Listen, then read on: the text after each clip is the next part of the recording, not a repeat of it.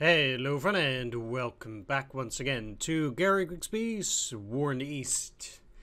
Now that we're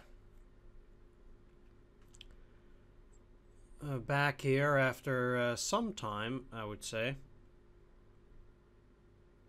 it is a good time to take a look at most of the things here. So, I'm back to a regular upload schedule from today, as I was away for a while, but just enjoying my vacation, etc. But starting from this week, things are back to normal for me. So I guess my uploading schedule should be normal again as well. So right off the bat, we'll be starting up War in the East again. I did talk last time about me finding these winter turns a little bit boring, but let's just get through it and see what we can do here. So I'll be going back to my regular one video a day, plus any eventual bonus episodes from my Patreon. So that as a combination, I usually upload them at a regular time there, but I decided that I probably want to be putting Panzer 2 on hold for a little bit. I'm saying probably because I'm not 100% sure. It really depends on how the new DLC is going for Unity of Command 2. But we'll see. But at the very least, we now that I've put the Spectre of Communism back on hold again after winning at Moscow, I did say that we're probably still having an entire month's worth of videos for that game, and I want to wrap some other things up before actually continuing with that. It's like 4 more missions, but that takes pretty long, so I definitely want to wrap up this campaign, for example, before that, and also the Unity of Command 2 DLC. I want to be wrapping that up as well before potentially continuing with that. Of course, my Strategic Mind Blitzkrieg campaign will continue with 10 episodes each month. I currently have like 1 more episode for this month, or like 2. I believe might be 2, so I'll be wrapping up Leningrad during this month still, but that means that then there will be a little bit more time in between each episode. So either way, today we're continuing with War in the East. Now, for War in the East, I will try to keep the episodes to like half an hour. I know that you don't get that much done within half an hour, or at least 1 turn at the minimum. I know you don't get that much done during 1 turn, but originally I was going to post half an hour videos, and over time I continuously go to 40 minutes, 45 minutes, and it becomes like an hour, and now I'm posting like minimum an hour episodes. And it's like I just don't have the time to be playing for an hour a day. And even though that might not seem like much, it's like, come on, man, it's like 1 hour a day. Yeah, but not every game allows me to be done within an hour. Say that I'll be playing Unity of Command, and I don't get all the objectives on the first go. So, that happens. Sometimes you get bad luck, especially playing on Classic. It's like bad weather on a critical turn, and you're screwed. Basically, your timetable on playing on Classic or Hard is just extremely tight, and you might just get lucked out of getting the objectives. It happens, it's no big deal, but it does mean that I'll have to replay the entire scenario because I want to show it off how to get all the objectives. And say that you would be going for example, for whatever Rostov. The Rostov offensive. And coincidentally, on turn 3, you would get mud around the turn 3 objective. That just effectively means that you cannot take the objective on turn 3. It's just impossible, I think, most likely. So then you're just basically screwed. You have to replay, and that already takes up 40 minutes that are suddenly lost. So, even if I were to say, okay, I'm just, sticking it to an hour a day doesn't seem like all that much. Yeah, that it doesn't work like that, because for some games, indeed, you might have to replay. Sometimes footage might be lost. I had that recently with my Spectre of Communism. I was playing the final part of Berlin, and I got everything done. I had it recorded, I had it processed, everything was ready. And then, I don't know, I must have deleted it somehow because, it was just gone. And because I was throwing away some other stuff as well for Victoria 2. I don't know what happened, but I guess all of it got lost, and I had to replay that last part again. Not that anything major happened in that last part. It wasn't even, remotely like a challenge or anything. It was just mopping up. But it still took an hour. So instead of 1 hour, it suddenly took me 2 hours. So that would basically mean that I would just not upload a video for one day because, it took me extra time. If I was actually if I was actually calculating the extra time that it took me for each 1 hour of actual footage, I might upload 1 or 2 hours, or 1 or 2 days a week less. Simply because, if I had to replay like that, even though it's just lost footage, is really stupid, it would just mean that, it's like, oh, well, I'm not uploading tomorrow. So, something like that, right? So that's just a no-go. So, I kind of want to stick it, at least for some games, to half an hour. I'd like to, and I think that War in the East is an excellent game to just to do it at half an hour, especially during turns where there is bad weather. Yeah, that means that we're getting less done each turn, but it allows me to continue uploading at a regular schedule, and it also allows me to plan for some more difficult things, which take a lot more time. If you think that I'm getting all the missions on Unity of Command 2 in one go, you would be sadly mistaken. If I already look at the new DLC, the first mission, Tickfin, took me 2 tries. Why? Because I had everything planned out to get the final bonus objective on the last turn, and I got bad weather. And the odds are just, not good at that point, and I just couldn't get it. Even though I had everything planned out quite well. And I was 100% guaranteed to take it if I didn't coincidentally get bad weather there.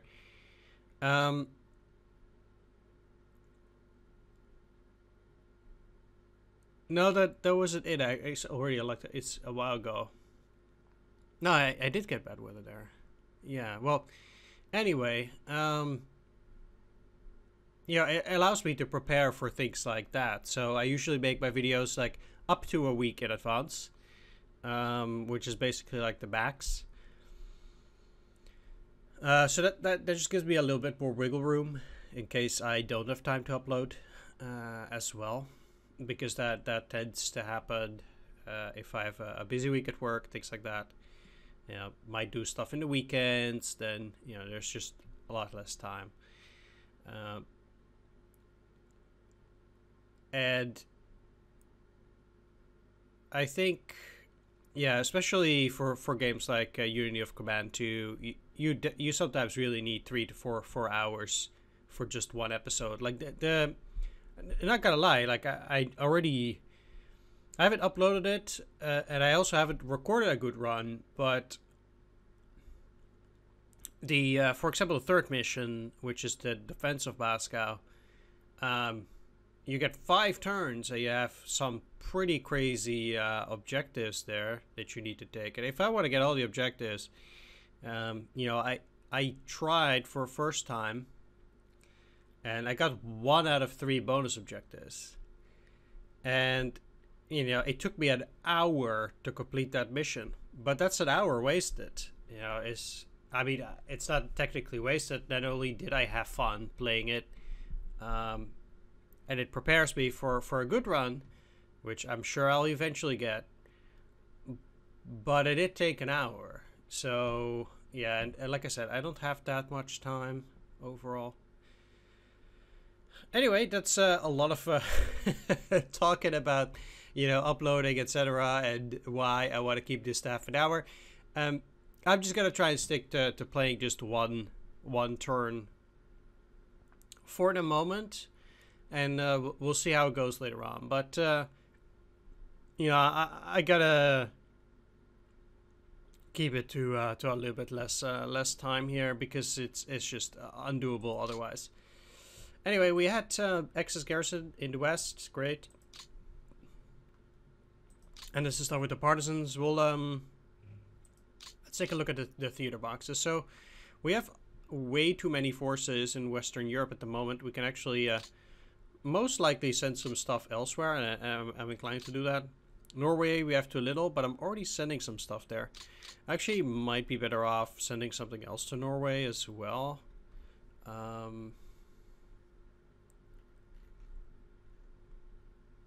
You cannot zoom out while in the actual theater box. Okay. You know, there's a bunch of static divisions here that... like, let's send these guys to Norway. It's fine. They're gonna go to the map on turn 81. Well, I'm basically, these static divisions, they give 5.5 combat value, and currently in Norway we're missing about 12. So if I just send 3 of those static divisions to Norway, we should be fine here.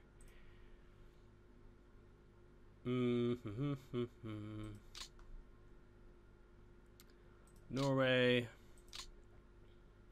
I know there's already some stuff going to Norway, but I have absolutely no clue how much that is. And since we're still well above 110%, there's really no risk in sending those. Anyway, we'll see how much we'll get in Norway once those 3 turns are over.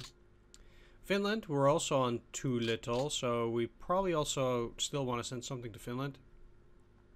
I already did send something to Finland, but again, I am not quite sure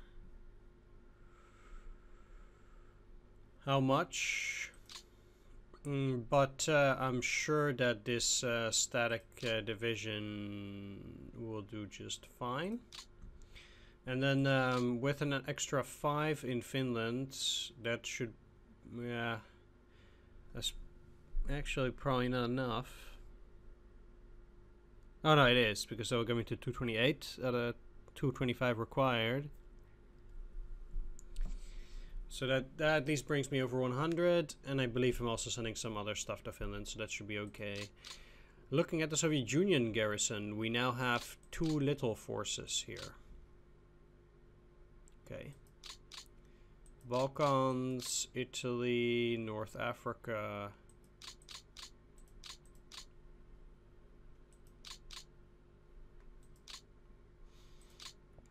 Now Italy, we have 112.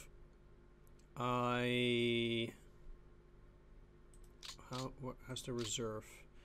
You see, I would rather send Romanian units over to the garrison, and I do think I will. Let's send you to the Soviet Union garrison. How much did I need there? So these guys have around 4. So in the garrison, I need at least 12 extra, so that's a good 3 divisions. Let's just send all of these Romanian units then over to the Soviet Union garrison. That's what these guys are best for anyway. And it'll only take one turn, so we'll have one turn of problematic garrison stuff. But then afterwards we'll be okay. So quite a bit of garrisoneering. Anyway, the rest then is okay. So we're, North Africa we're at 120. Italy 112 and the Balkans is 106. So that should work out just fine. Alright, so that's that. Once again, if we take a look at the air planning, we have same weather on the ground, and then in the air we have pretty much just mostly blizzards in the north actually. Alright. So not so much in the south, where there is still heavy snow though, but again I'll be just not doing anything with the air. I know it kind of sucks not doing any air activities, but the thing is just that we're low on fuel anyway, or we will be low on fuel, so, and it saves trucks, etc. So I think overall, currently at least, it's still for the better to not do that. And let's also immediately just take a look at the south. In the Crimea, nothing much is happening. We have snow levels of 7, so relatively high still, but currently there's no sign of stopping it, as we still have air snowfall. So.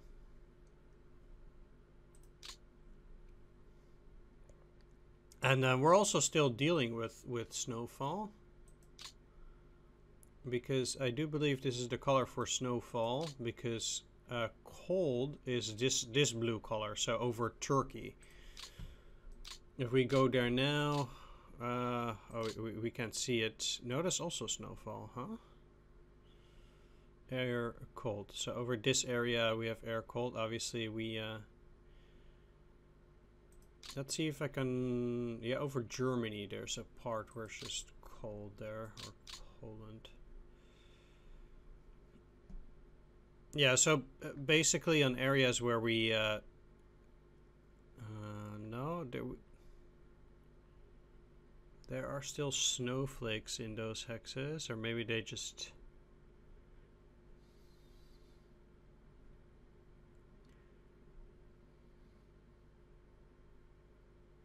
Okay, so if we see more snowflakes, I guess that's snow. Why am I going back to Turkey? So a few more snowflakes, I guess, then is snow, and then full snowflakes is blizzard. Let's see. Snow. Blizzard, yeah, okay. So in the Crimea, nothing changes much. The Romanians are just digging in there. We're pretty much just doing nothing else with these. As we can see, they're still getting some damage elements, but relatively little.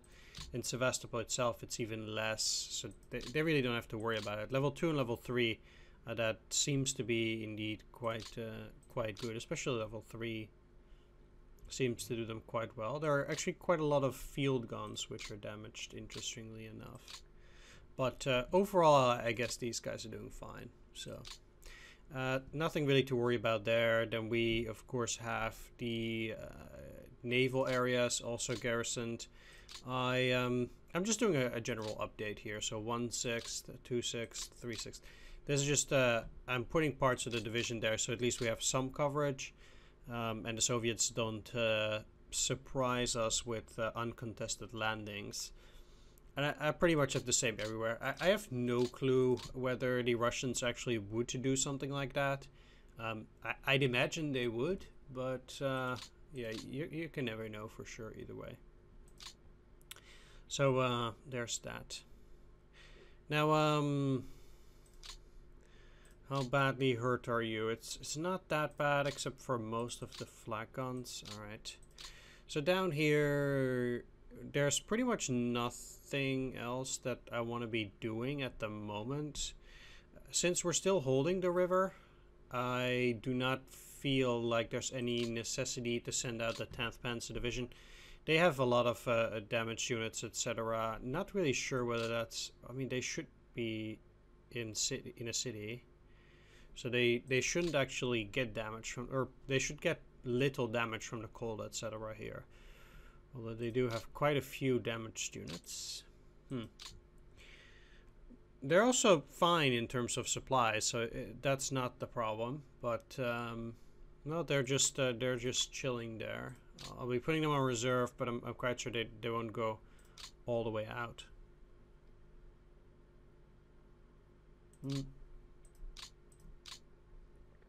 Although I do think they will get a lot of damaged things there.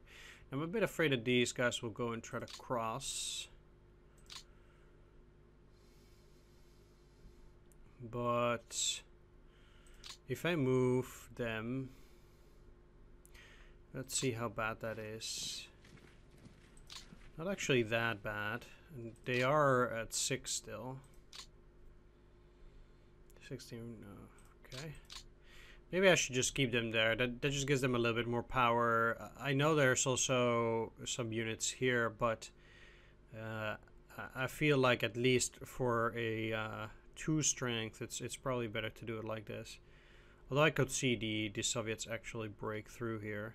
I can see that happening. It's a shame because especially at this fort, it's almost at level 2. They're not doing very well indeed. So not much to do here. I have all these light divisions being huddled or supported by this 60th Motorized Division. Then we have... I'm not a big fan of this. Only Romanian stacks.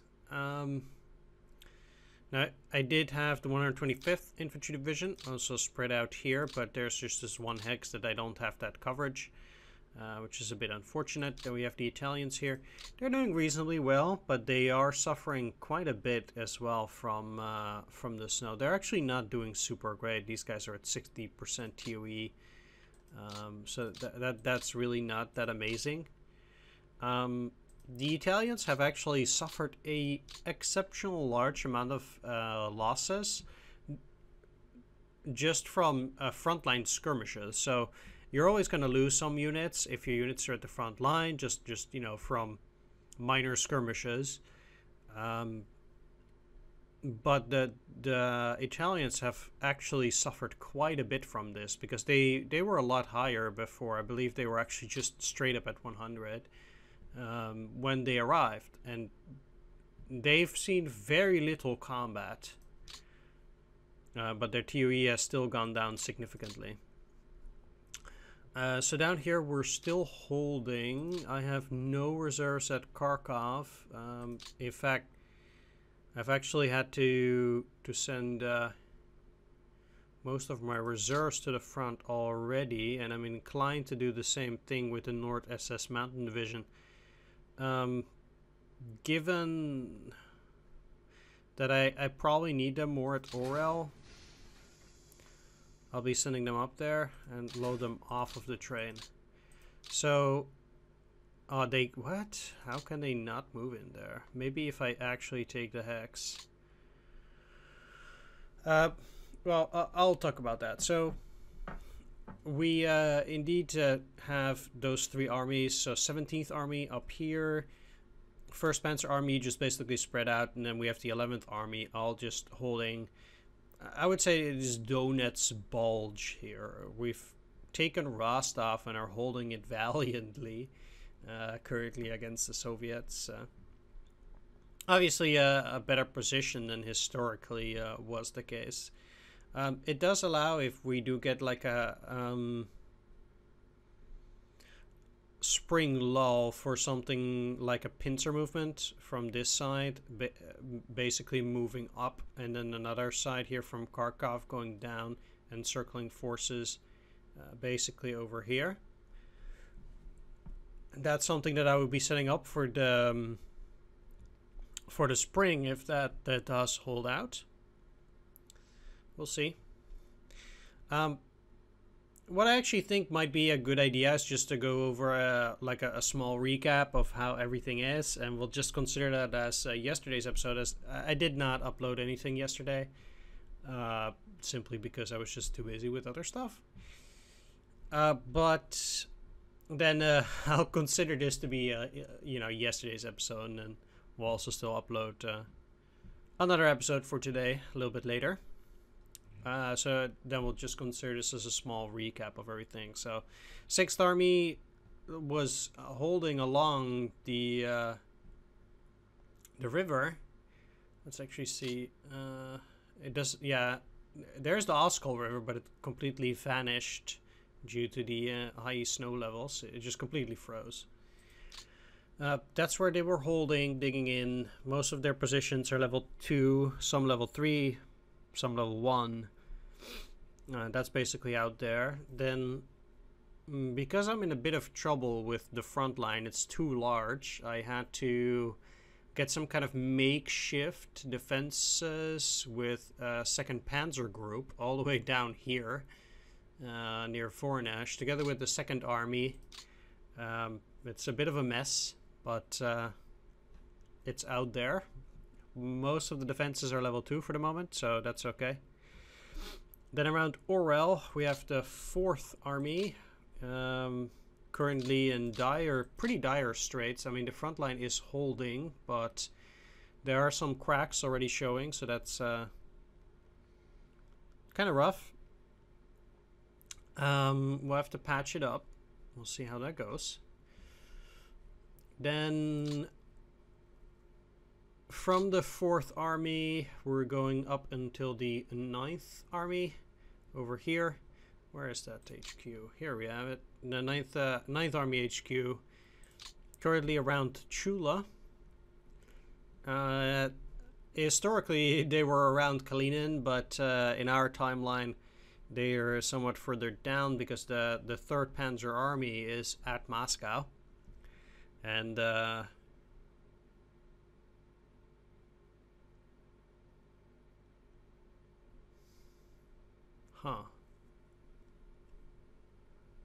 that just can't be right. Because these are also heavy woods. If I beat these, or did they beat me out of it, it's actually more likely they kick me out of there. Because if they're all level 1, same here, they probably pushed me out of that position. And then they put that unit there. Yeah. Yeah, it's been a little bit of a for a while since I played. That's why I'm, I don't want to say concerned or anything, but I'm just checking things out, how these positions lie. Anyway, we have the 3rd Panzer Army, also a bit of a mess because we have elements from 9th Army up here, but then we have these armored units down there.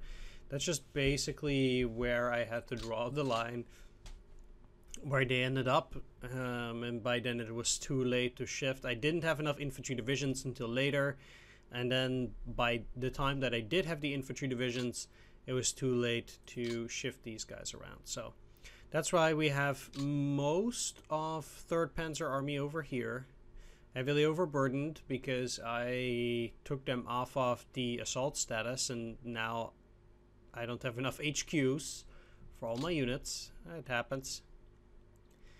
Next up, we have 16th Army, all the way from where they historically were supposed to be, around Demyansk, and just following a line here is like Ilman. Here we are.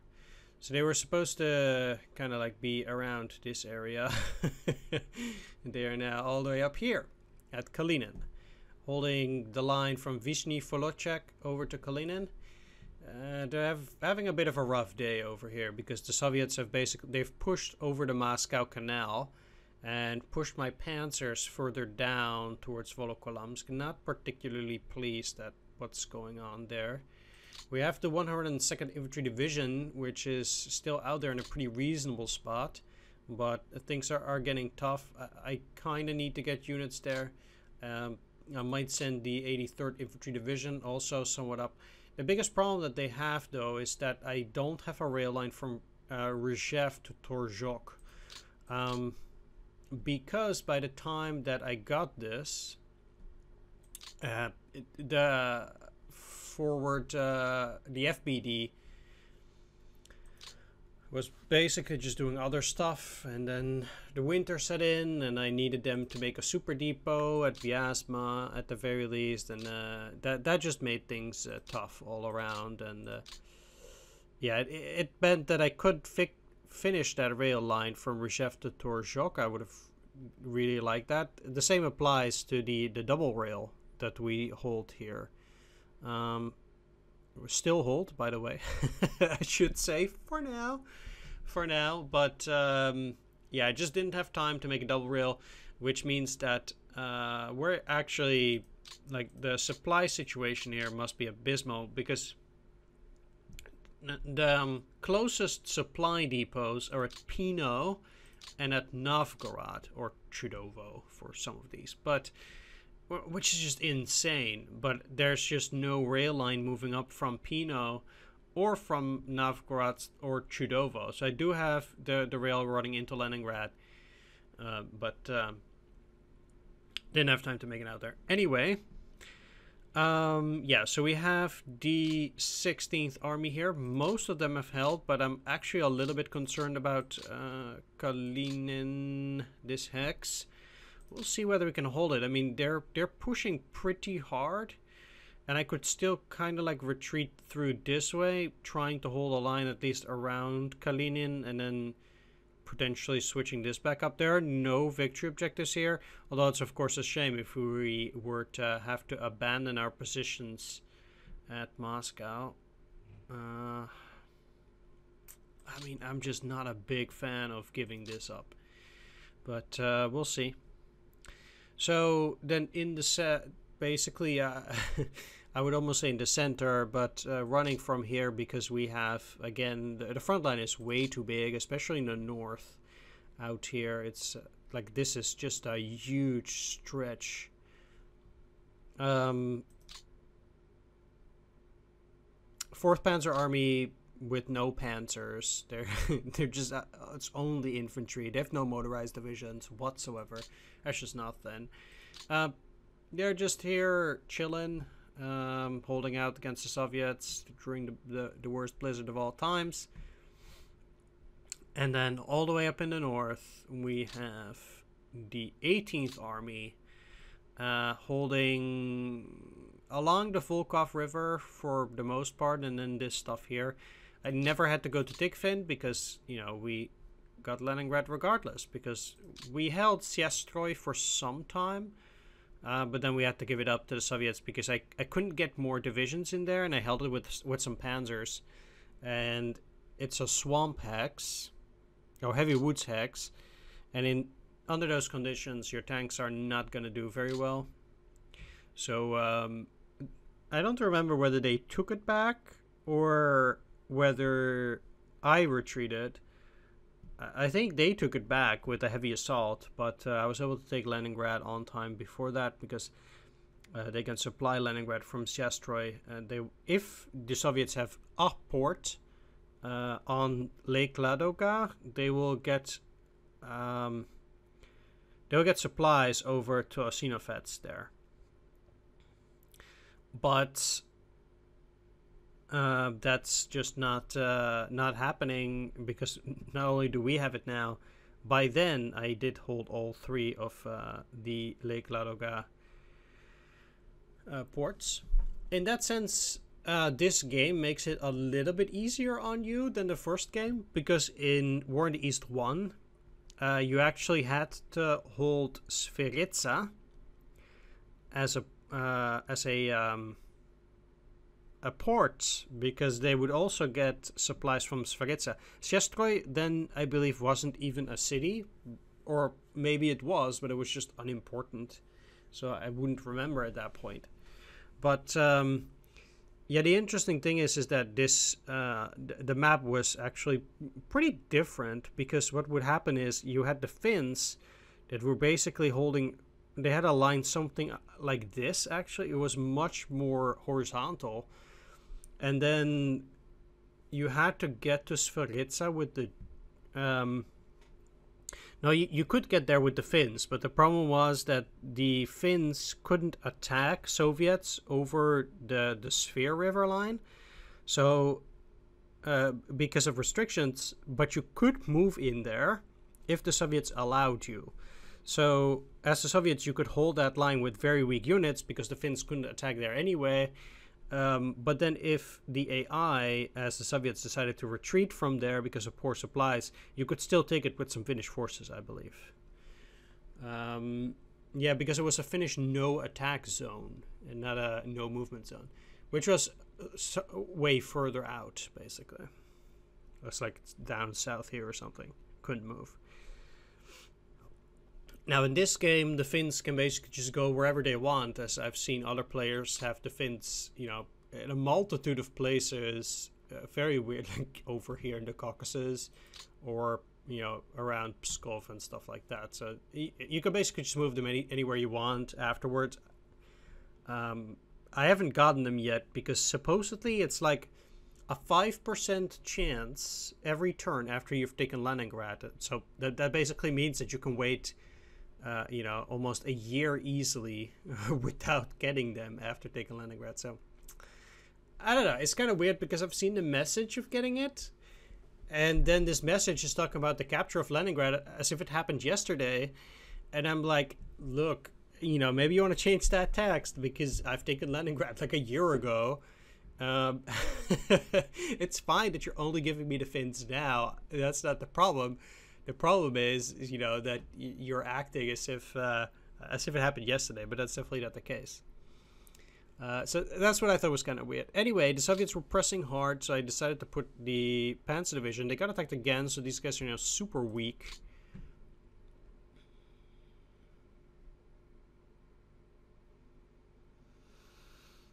How? Okay, yeah, I have 3 ready and 18. Basically, all their Panzers are out. They're just not working. Okay, I get it. Anyway, so we got that up there, holding the line. We also have the super depot over here. Now, yeah, like I said, I've done a little bit of a recap here. Of course, I've shuffled around a few of those units, but yeah, let's go over a few of the info screens as well to wrap it up. So, looking at the on-map forces, currently, the Soviets are approaching 4 million. During the winter. They got 500k as well, so they are being helped by that. Bringing their total forces up to 5.4 million, whereas for us it's roughly 4.6, and then we have the Axis allies as well, bringing us up to around 7.2 roughly, give or take a couple tens of thousands, but what's a few tens of thousands amongst the allies, huh? So, tank numbers, roughly equal. Gun numbers, I would say roughly equal. Again, it's like a 6,000, yeah, 5,800 difference, roughly-ish. I just say 6,000 for easiness sake. 6,000 difference, and then in airplanes, they have the advantage there. Losses currently for the Soviets above 4 million. For the Axis, were most of the men are disabled, so that's actually pretty interesting. Whereas for most of the Soviet losses, they're captured or killed. They actually have less men disabled than killed, interestingly enough. Whereas for us, actually, the number of killed is under 200,000, 5,289 captured. And then most of the men are disabled. I'm not quite sure. I would have to check on when they might potentially come back, if they come back. I mean, men disabled with, you know, missing 2 legs, for example, because they don't work anymore, those legs. I don't see them coming back to the front anytime soon. But if they have a broken arm or whatever, I do see them come back eventually. I don't know how the game calculates that in. They probably just have a percentage of men disabled coming back every turn or every month or something like that, getting back into the manpower pool. But I don't know those calculations. I would have to check that up in a manual, but it is pretty interesting.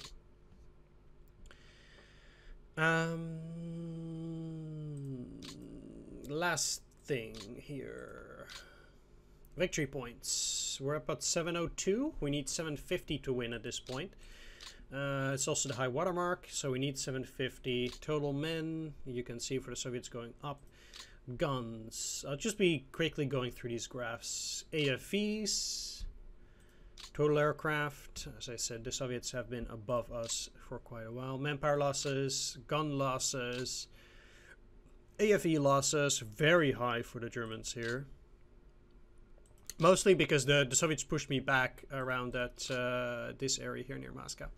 Anyway, that's just a quick update here instead of yesterday's video. I know that's not the same, but yeah, I do think it's nice to do these kind of updates a little bit, not only for myself, but for people who are watching this as well.